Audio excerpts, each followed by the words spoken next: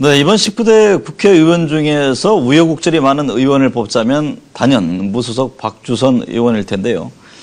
이제 민주통합당으로서 복당 시기를 놓고 박주선 의원은 내가 들어가지 않는다면 민주통합당에 상당한 타격이 될 것이다, 이런 발언을 하기도 했습니다. 장영자 사건 수사의 명검사로 국민의 정부 시절 청와대 법무비서관으로 3번 기소해서 3번 다 무죄 판결을 받은 사연 많은 정치인 박주선 의원을 만나보겠습니다. 박 의원님 안녕하십니까? 안녕하십니까? 네, 지난 총선에서 누구보다 참 어려운 상황에서 당선이 됐어요. 곡절과 참 파란이 많은 정치인입니다. 좀 언론과 검찰의 과잉, 일부 왜곡된 보도 폭풍 때문에 제가 많이 시련을 좀 당했었는데, 그래도 우리 지역구의 많은 유권자들이 죄송합니다. 저에 대한 신뢰 또 평가를 잃지 않고 저를 지지해 주셔서 저는 100배 1000배 노력으로 국회의원의 직무와 소임을 다 하려고 그렇게 생각하고 있습니다. 근데 지금도 공직선거법 위반 혐의로 재판 중에 있잖아요. 예. 그거 좀 어떻게 진행되고 있습니까? 지금 현재 기소가 돼서 재판을 받고 있기 때문에 이 자리에서 저희 주장만 일방적으로 펼치는 것이 적절치 않으라고 생각이 되고요. 저는 이번의 경우도 제가 5번째 이제 기소가 된 사람인데 사필 규정을 되뇌이면서 분명하니 재판부 현명한 심리와 판단이 있을 것으로 저는 기대를 하고 있고. 박주선 의원하고 어떻게 얘기하던데 이번에 다시 또 일어설 수 있을 것이냐 이제 많은 분들이 보는데, 어쨌든 그동안 이제 3번 구속되고 3번 다 무죄 선고를 받지 않았습니까? 네. 이게 어떻게 보면은 뭐 3번이나 좀 멍뚱한 사람을 구속한 것 아니냐, 이렇게 반론이 있을 수 있는데 참 억울하다는 생각이 많이 들 것 같아요. 제가 3번 구속을 되면서 검찰로부터 징역 12년이라는 중형을 구형받았었는데, 더군다나 검찰하면 고향 아닙니까? 이제 제 친정이라고 할 수 있습니다. 네. 그런데 검찰 입장에서 보면은 제가 징역 12년을 교도소에서 수용을 해야 되는데 제가 국회의원이 되고 또 밖에 활보를 하고 그러기 때문에 뭔가는 잘못된 점이 있어서 이런 결과가 오지 않았나 하는 그런 평가가 있을 거고요. 또 저 개인 입장으로 보면 저 같은 사람이 이렇게 3번이나 어려움을 겪다 보면은 일반 민초들 경우는 얼마나 억울한 일을 겪고, 그렇죠. 또 언론에 보도가 유전 무죄, 무전 유죄 이런 얘기가 뭐 지금도 계속 그럴 겁니다. 그래서 제가 이 과정에서 앞으로의 억울한 제2 박수선 같은 사람이 있어서는 안 되겠다. 또 무능한 검찰이 인권에 대한 침해를 주는 검찰을 제도를 개혁해야 되겠다 하는 측면에서 제 사건과 관련해서 진상조사를 대통령 비서실장, 법무장관, 검찰총장 이런 분들에게 수없이 요청을 했지만 다 묵살을 당했습니다. 앞으로 검찰 개혁 차원에서 저의 문제는 한 번쯤은 다뤄져야 할 중요한 사안이 아닌가, 저렇게 생각하고 있습니다. 나에게 인생은 무기다, 이런 말씀을 하셨잖아요. 그 어떤 의미가 담깁니까? 저에게 인생에 있어서 내린 시련과 고난을 극복한 것은 저에 대한 인생을 살아가는 데 있어서의 용기와 무기다, 이런 말씀을 드렸었는데요.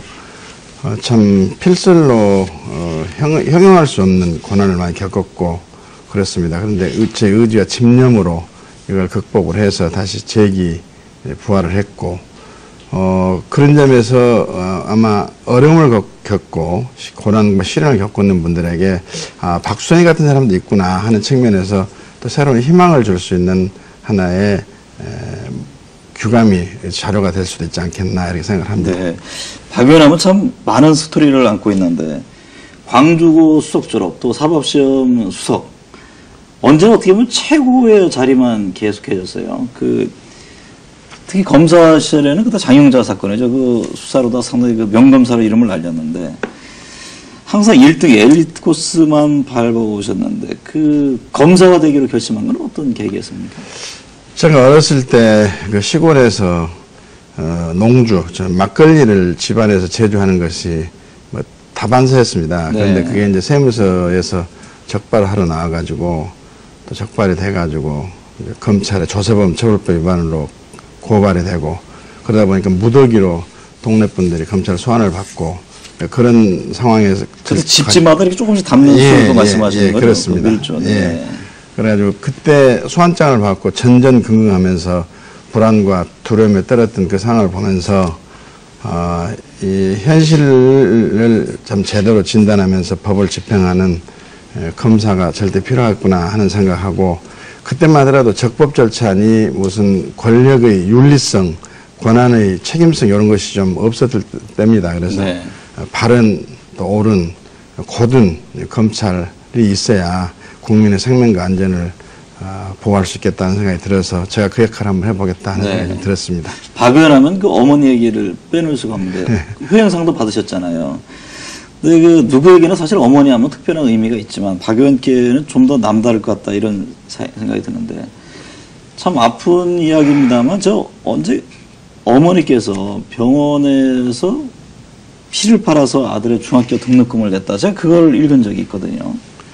제가 74년도에 사법시험을 수석 합격했을 때 도화신문에서 피 팔아 자식 뒷바라지 사법시험 영광 그 제목으로 보도가 돼서 많은 분들에게 참 감동을 주었던 그런 기사가 있었는데요.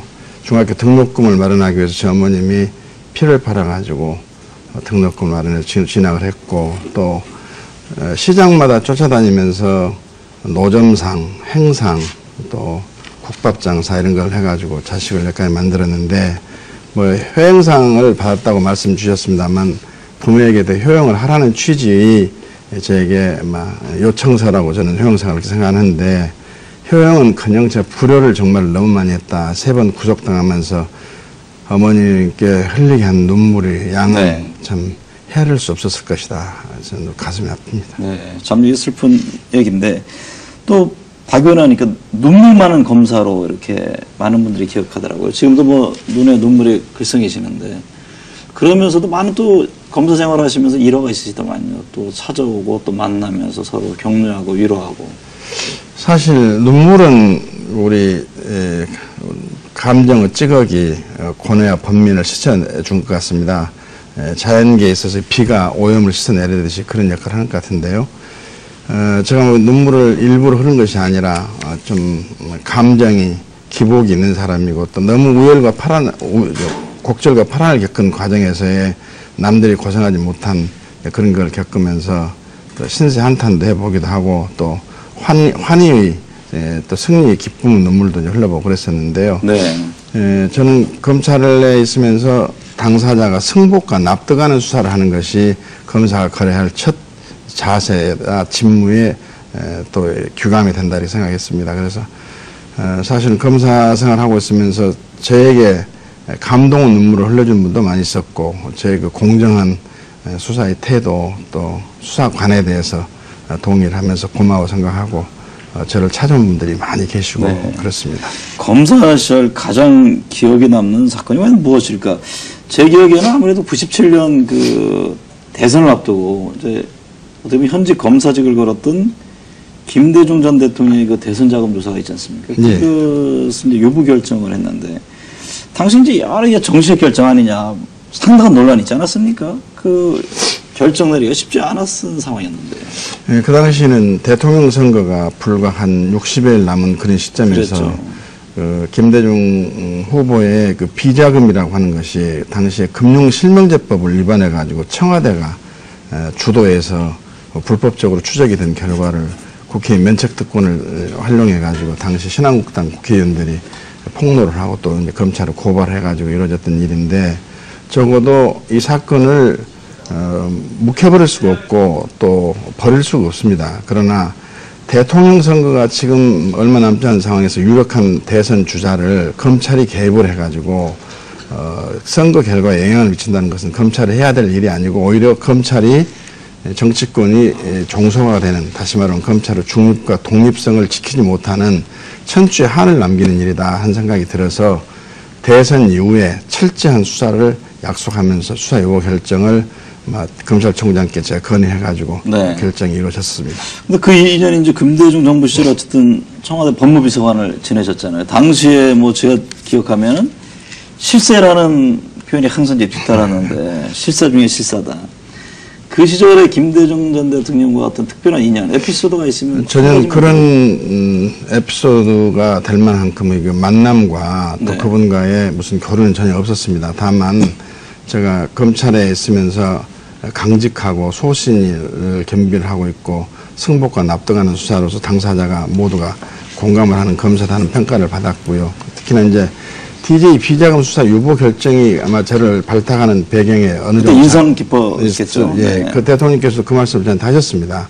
어디서 그렇게 용기가 나가지고 그런 결단을 낼 수 있었느냐 하신 말씀 계셨는데, 그래서 저는 오히려 그것이 부담이 돼서 청와대는 가지 않으려고 했습니다만 50년 만에 정권 교체가 이루어진 다음에 역사 속의 검찰의 악역과 관련한 또 단죄나 또는 비판이 있을 수도 있겠다는 측면에서 검찰 안에서는 대통령 당선자가 신임하는 당신이 가야 된다.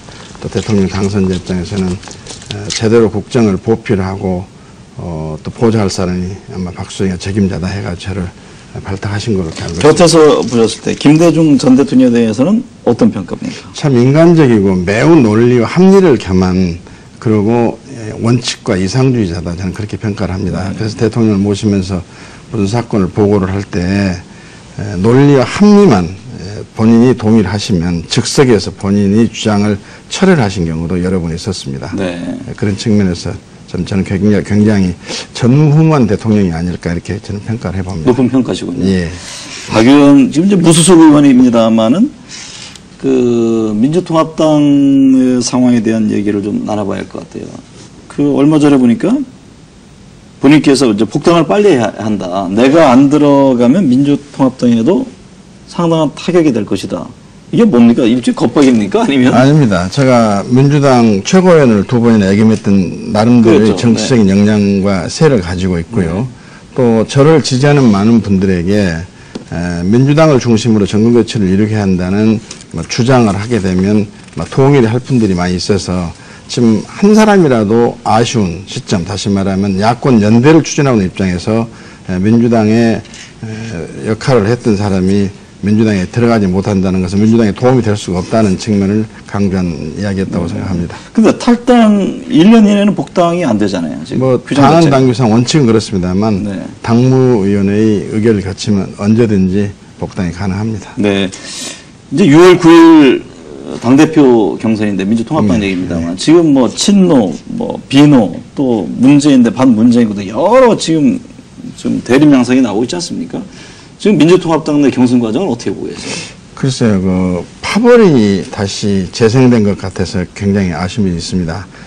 민주통합당 내부가 하나가 돼도 정권교체를 새로 할 수 있을지가 상당히 의문시 되는데 내부적으로 분열과 갈등이 노출된 것 같아서 매우 안타깝고, 이제는 소통과 통합을 이루어가지고 하나 되는 민주당이 되어야, 또 그런 평가를 받아야만이 정권교체가 가능하라고 저는 생각하고 있습니다. 앞서 이제 민주통합당 들어가는 거에 대해서 역할을 말씀하셨는데 제가 뭐 좀 이해는 또 킹메이커 역할을 할 수도 있지 않나 이런 생각도 드는데, 어차피 본인이 후보가 안 되면 네. 뭐 킹메이커 역할을 하는 것이겠죠. 대선에서 과연 어떤 인물이 대통령이 될지 지금 뭐 야권 내 여러 주자가 얘기가 나오지 않습니까? 문재인 상임고문, 김두관 지사, 뭐 장외에서도 안철수 교수가 있고 손학규 전 대표도 있고, 어떤 인물에 주목하고 계세요? 저는 뭐 이 시점에서 특별히 어느 인물에 주목을 한다는 그런 개념보다는요, 미래지향적인 비전과 정책을 가지고 있는, 그리고 그동안 살아온 삶이 깨끗하고 국민의 공감과 동의를 얻을 수 있는 분 후보가 돼야 한다고 생각합니다. 그런데 본인들이 후보 출마 선언도 하지 않은 상태에서 지상을 통해 가지고 가상 대결이 벌어지고 또 그런 과정에서 지지율이 발표가 되고 그러다 보니까 마치 어느 분이 가장 유력하고 어느 분이 가장 후보가 될 가능성이 높은 것처럼 점쳐져 버리는데, 이 시점에서는 상당히 좀 빠른 성급한 평가하고 네. 진단이다, 저는 그렇게 생각합니다. 지금 어쨌든 간에 PK 지역에 있는 분들인데 영남 후보는 얘기를 하지 않습니까? 근데 또 일각에서 김영환 의원 같은 경우에는 이 중부권이 중요하다. 과거 DJP 연합에서 보듯이 그 영남 후보가 좀 안 된다. 또 이런 논란이 있습니다. 뭐 지역적인 연고를 따져가지고 어느 지역 출신은 안 되고 어느 지역 출신이 돼야 한다는 것은 의미가 없는 것 같고요. 네. 아직까지 우리나라의 정치에 있어서의 지역적인 연고를 중심으로 한 단결, 단합이 있는 것은 사실이기 때문에, 예를 들면 호남을 통합을 하고 호남이 좀 제대로 된 판단과 인식 속에서 지지를 할 수 있는 그런 분위기와 여건과 환경을 만드는 그런 지도자급 정치인은 지역별로 있는 것은 바람직하다고 저는 생각합니다. 네. 호남 지역에 이제 의원이신데 지금 새누리당 입장에서는 확정성 측면에서 지금 호남 지역에 상당한 좀 표심을 얻어야 되겠다. 향후 이제 그렇게 전개될 개연성이 큰데 어떻게 보겠어요? 지난번에도 보면은 몇몇 지역구에서는 상당한 득표수를 갖지 않습니까? 예. 이정현 의원 지역구라든가 예. 좀 호남 민심이 좀 변하고 있다고 보세요? 많이 변하고 있죠. 네. 그동안 호남을 중심으로 한 민주화 세력이 형성이 돼가지고 대한민국의 민주화를 이루어냈고 또 5.18 민주화 운동의 세력이 이 땅에 인권과 평화 의식을 심고 민주화를 박차를 가했다는 자부심과 긍지가 있고 또 역사적 평가가 있습니다. 이런 진전된 사고를 갖고 있는 호남이 이제 지역적 폐쇄적 그런 사고에서 벗어나 가지고 미래지향적인 비전과 정책을 가지고 있고 소통과 통합을 이룰 대한민국 지도자를 선정하는 것은 꼭 당에 얽매이고 지역에 얽매이는 그래서 그의 선택의 기준이 되는 그런 생각은 하지 않고 있는 것으로 저는 진단합니다. 지금 안철수 교수도 강연 시작으로 본격적인 이제 대선 행보에 들어갔다 이런 평가인데요. 문재인 그 상임고문이 안철수 교수와의 공동 정보론을 얘기했지 않습니까? 저는 시기상조고 네. 그 어떤 배경에서 나온지는 어렴풋이 짐작은 됩니다만 아직 대통령 출마 선언도 하지 않는 상태에서 서로 짝짓기를 해가지고 지위와 벼슬을 나눠먹기 식으로 국민에게 호소한다는 것은 정권교체를 해야 되겠다는 당위성과 또 필연성 입장에서 볼 때는 적절치 못한 네. 구상이고 주장이라 이렇게 생각을 합니다. 박근혜 전 대표 여전히 이제 독주하고 있지 않습니까? 1위인데 박근혜 전 대표 대선 주자로서는 어떤 평가세요? 대세론을 이야기한 분들이 많이 계시는데요. 네. 그동안에 대선의 역사를 뒤집어 보면 안개와 마찬가지여서 대세론은 햇볕이 내려쬐면 금방 거치는 안개나 마찬가지입니다. 지금 박근혜 대표 그분이 부동 1위라는 말씀을 많이 하시는데 그동안 대선 정국에서 이 부동 1위를 차지한 분들이 많이 실패를 한 분들이 많이 있었습니다. 그래서 앞으로 국민들이 검증하는 과정과 절차 속에서 어떤 후보에 대한 평가를 어떻게 내릴 것인가 하는 것이 더 관건이라고 생각이 되고요. 특히나 중요한 국정 현안이나 국민적 이슈에 대해서 단호하고 명쾌한 정치적 소신과 철학을 밝히지 않고 애매모호하게 그냥 침묵으로 일관하는 그런 경우도 없지 않아서 그 점에 있어서 박 전 대표는 이미 오랫동안 검증을 받았다. 그래서 이전의 대선 후보와는 다르다. 이런 논리 아닙니까? 그렇게 주장하는 분도 계시겠지만 저는 그렇게 생각하지 않습니다. 제가 예를 들어서 검증 패널리스트가 된다면 검증할 부분이 너무너무 많다고 저는 생각합니다. 옛날 그 명검사로서 아직 해야 될 게 많다. 이렇게 들립니다. 정운찬 전 총리와도 남다른 인연이 있잖아요.